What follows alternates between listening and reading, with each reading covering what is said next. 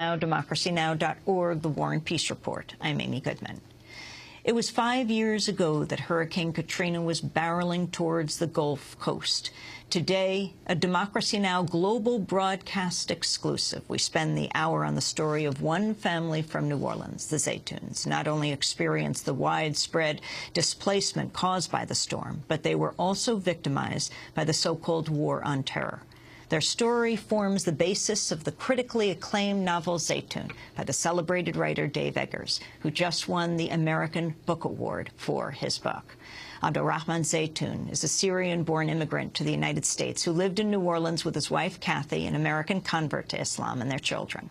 Together, they run a successful painting and contracting business and are well known in the local community of New Orleans. As the storm approached the city in late August 2005, Kathy and her kids fled to Baton Rouge to her sister's house. They then proceeded to a friend's home in Phoenix, Arizona, where they waited out the storm.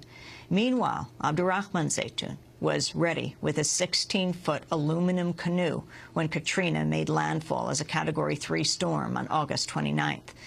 The book tells the story of how Zeitoun spent days rescuing people stranded in the storm until he was picked up by an armed squad who accused him of being a terrorist. He was held for 3 weeks without any contact with his family. They thought he was dead. In an exclusive broadcast interview, I spoke with Abdulrahman Zeitoun and his wife Kathy yesterday, as well as the best-selling writer-publisher Dave Eggers, whose numerous works include A Heartbreaking Work of Staggering Genius, also the founder of the independent publishing house and literary journal McSweeney's. I began the interview by asking Dave Eggers to explain how he first came across the story of what the Zeitouns went through in the aftermath of Katrina. At McSweeney's, we have a small publishing company in San Francisco, and we have a series called Voice of Witness that uses oral history to illuminate human rights crises around the world. And the first book in the series was about the wrongfully convicted and exonerated here in the U.S., and right when that book was coming out, Katrina hit. And so we talked to a lot of friends that we had in Houston, Baton Rouge, New Orleans, Atlanta, and people fanned out and began interviewing New Orleanians who had fled the storm. And when we started getting the transcripts back and the tapes back from the interviewers, I saw the story of the Zeitouns, and I was struck by it on so many levels. And so the next time I was in New Orleans a few months later, I met the family, and we spent many hours together, and I got to know the kids. And I think even, you know, I was struck by it on the level of, you know, I don't think many of us knew of this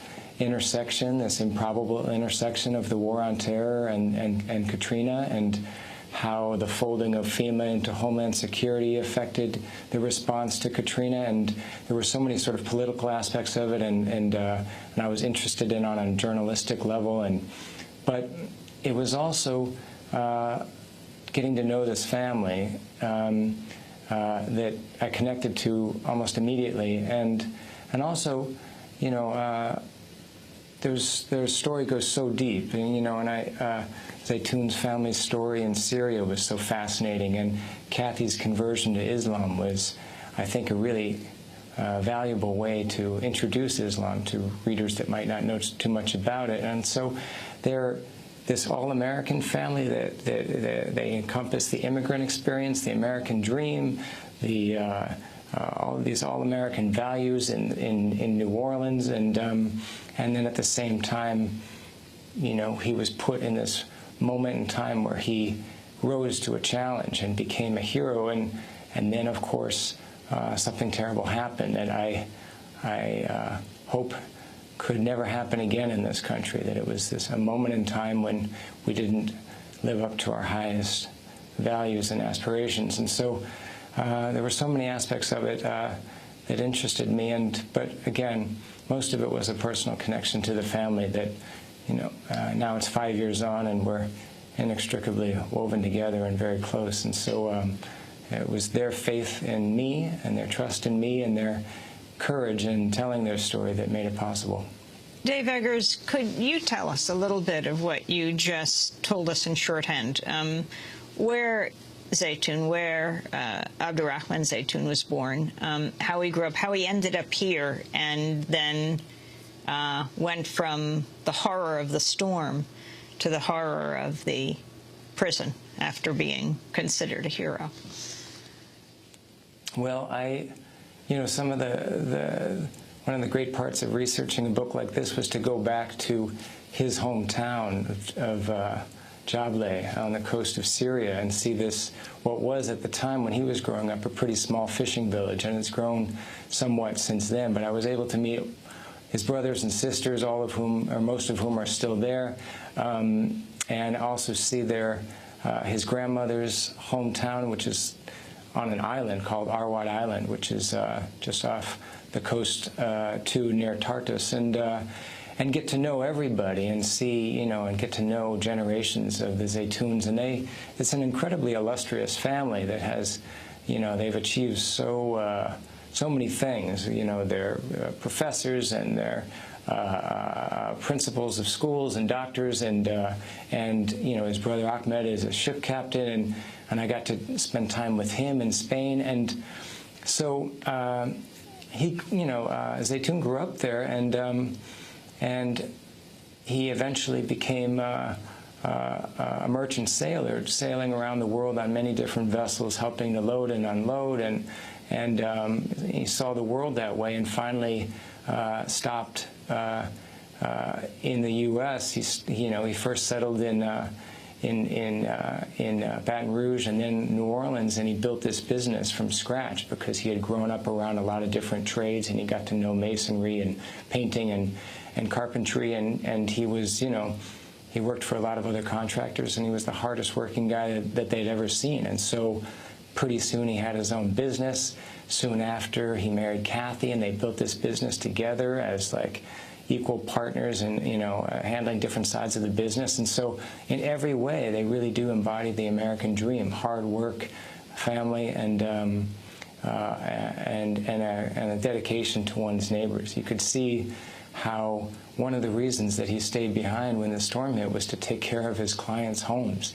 He felt he has keys to every one of them. He's got hundreds of keys to homes all over the city because he's taken care of these houses, and everybody trusts him with them. So, which makes it all the more tragic, I think, and exasperating that he's the model citizen in so many ways, and he was victimized this way. Talk about that day, September 6th, and the different men who Zeitoun had been going around with, helping others with. Talk about Nasser and Todd, and from your research, what happened that day? Well, Nasser was a friend of Zeitoun's, who also was Syrian, and they'd gone back. They knew each other for many, many years, and he had been living in the city as first came here as a graduate student at Tulane, and they ran into each other after the storm, and Nasser helped distribute supplies with Zeitoun in the canoe, and they spent many days together. And Nasser was living at that house on Claiborne too, and then Todd Gambino is a resident there, and he, a whole book could be written about Todd because he saved many, many lives. And going around on a motorboat, and then there was this relative stranger named Ronnie that none of them knew, but who had stopped by once or twice to use the phone. And after all of this happened, I was sure I got a copy of the arrest record, and I wanted to see who the officers were on the arrest record. There were two there, and so I tracked down both of them. One of whom was a veteran officer from New Mexico, who had come to the New Orleans after the storm, and then the main officer was a New Orleans police officer who had been